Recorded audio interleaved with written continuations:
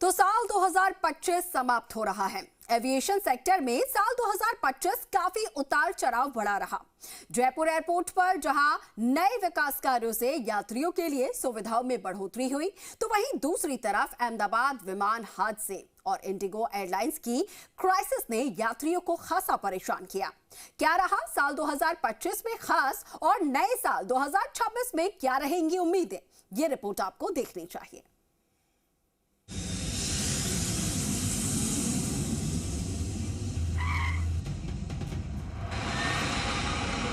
यूं तो साल 2025 ने पूरे देश में एविएशन सेक्टर को प्रभावित किया, लेकिन बात मरुधरा की राजधानी जयपुर की करें तो जयपुर एयरपोर्ट को 6 से ज्यादा बार बम की धमकी भरे मेल आए।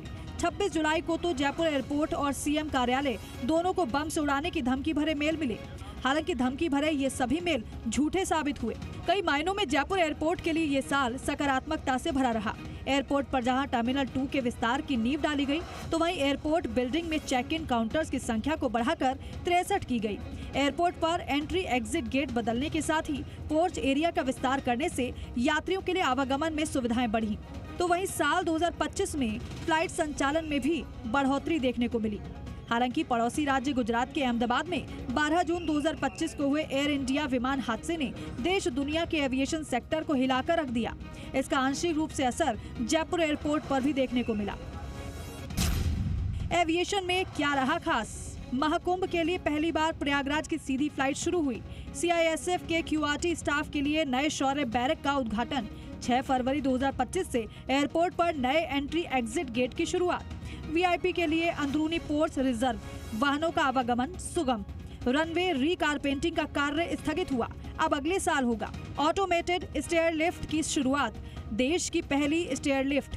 21 अप्रैल को जयपुर में अमेरिकी उपराष्ट्रपति, अमेरिकी विमानों का डेरा। 26 अप्रैल को अमेरिकी वायुसेना के एक C-17 विमान में आई खराबी।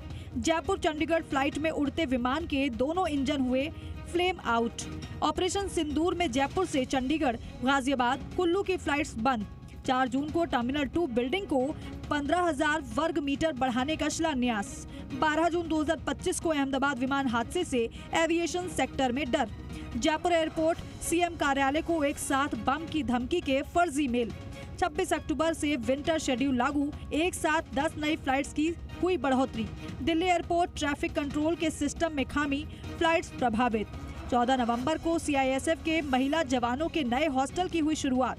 2 से 7 दिसंबर तक इंडिगो में क्रू का संकट, 140 से ज्यादा फ्लाइट्स रद्द।